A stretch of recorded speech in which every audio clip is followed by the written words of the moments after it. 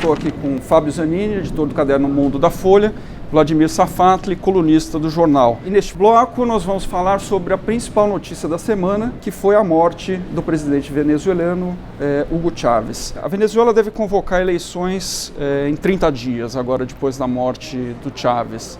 Ele era uma figura extremamente popular no país e deixa um vice-presidente que provavelmente será o candidato, o Maduro, que é um ex-motorista de ônibus, tem 50 anos.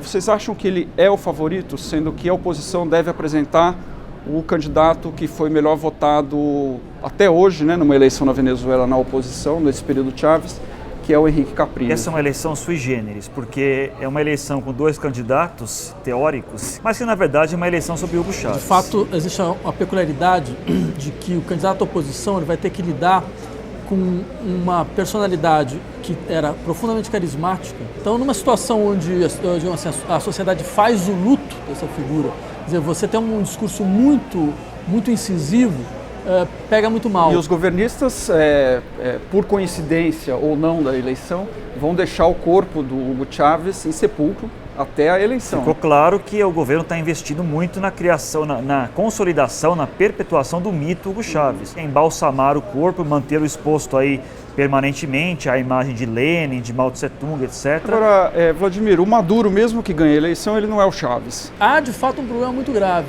que não só a personalidade do Chávez era centralizadora, mas o seu modelo político é um modelo político que foi extremamente centralizador, personalista e bonapartista.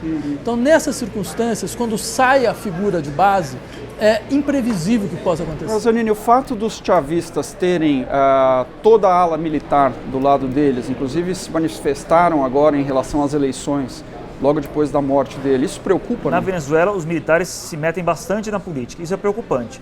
Mas acho que ainda há um pouco de alarmismo também, achar que vai ser um regime militar, ou que possamos ver qualquer tipo de ruptura institucional. Agora, qualquer que seja o vencedor dessa eleição, o favorito, obviamente, é o Maduro, vai ter um abacaxi para descascar, que é a questão econômica, né? A Venezuela diminuiu fortemente nos anos Chávez o número de pobres, né, caiu de 20% do total da população para 7%. É fato que os índices de pobreza foram muito reduzidos, mas os índices de inflação são preocupantes, a infraestrutura é decrépita em muitas partes do país, há apagões. Tem também a questão da PDVSA, que é a empresa de petróleo que diminuiu muito a produção e destinou grande parte do dinheiro que gerava para programas sociais. A economia venezuelana não se diversificou.